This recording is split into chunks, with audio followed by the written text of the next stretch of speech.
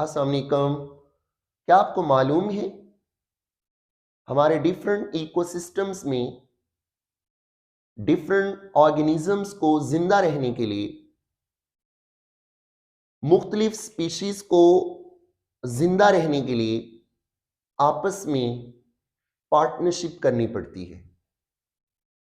ऐसी पार्टनरशिप जिसमें must partner fungus हो और इसका साथ निभाने के लिए कोई एल्गा हो या कोई साइनोबैक्टीरिया हो या दोनों ही हो, तो ऐसे साझेदारी को, ऐसी शराकत को इकोलॉजी के अंदर हम लाइकन्स कहते हैं।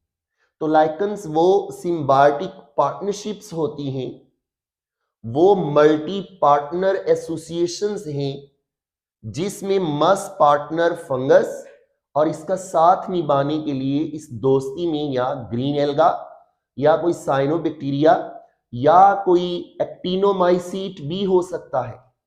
तो ऐसी मल्टी पार्टनर एसोसिएशन को लाइकन कहते हैं।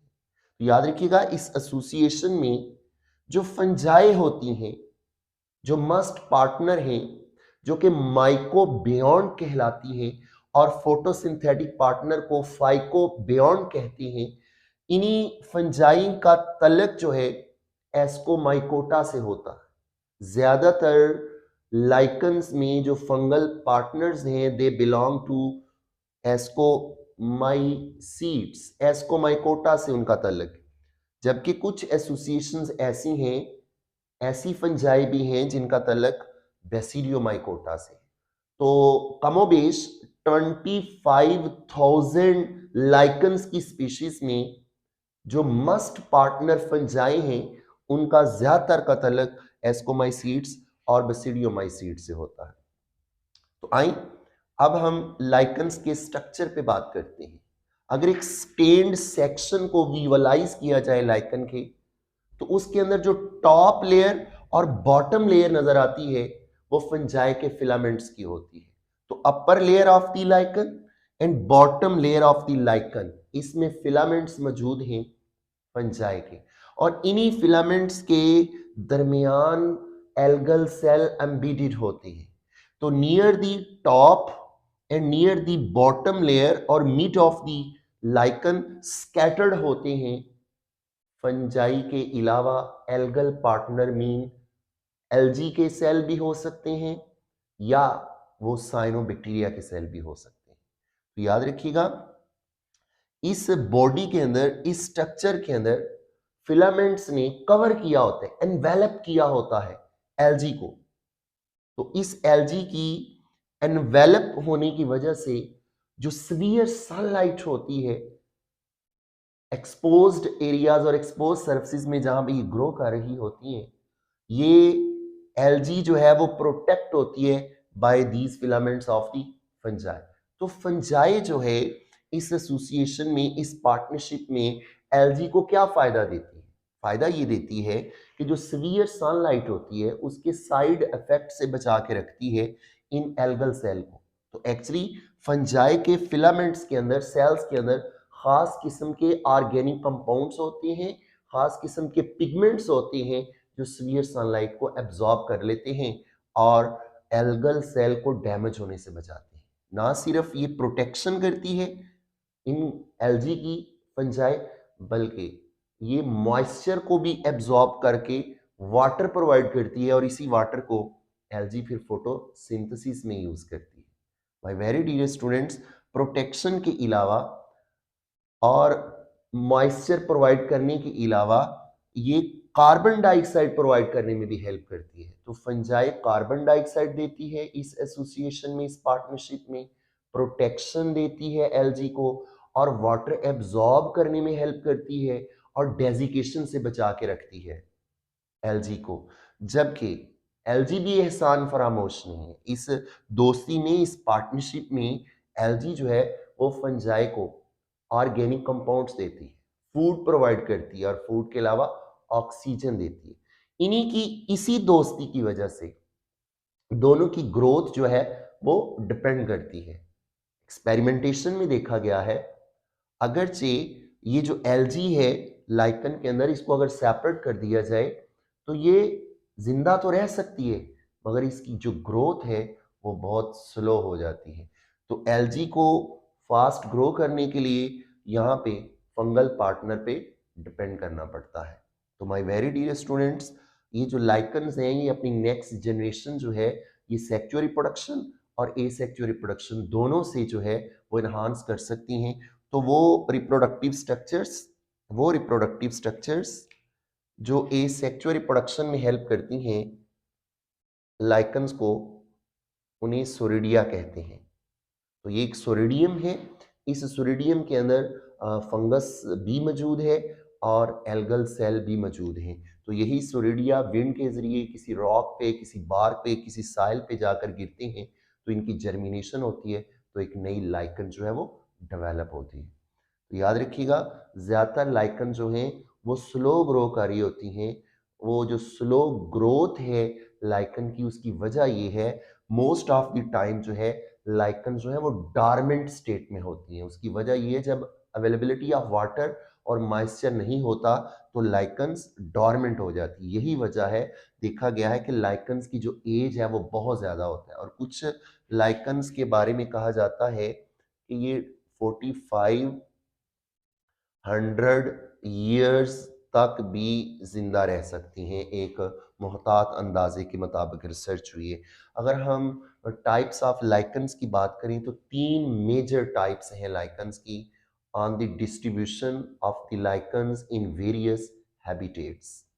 My very dear students, fruticose lichen, ये लीफलेस लाइकन जो है वो लाइकन है जिसकी ग्रोथ जो है अपराइट होती है।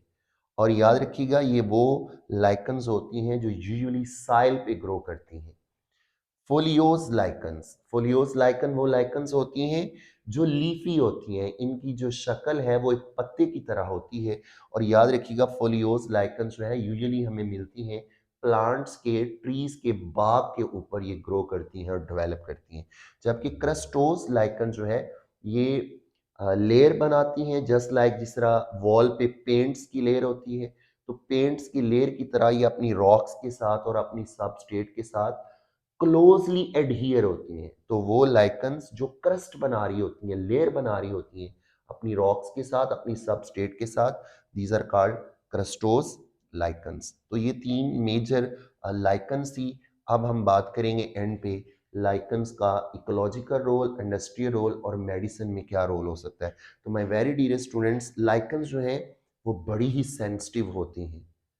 रेन वाटर में जो पोल्यूटेंट्स होते हैं और ड्यू ड्रॉप्स में जो पोल्यूटेंट्स होते हैं किसी इलाके में, उनको ये एब्जॉर्ब कर लेती हैं और अपना कलर चेंज कर लेती हैं। तो वो मोस्ट इंपॉर्टेंट और कॉमन पोल्यूटेंट जिसको ये एब्जॉर्ब करती हैं वो है सल्फर डाइऑक्साइड।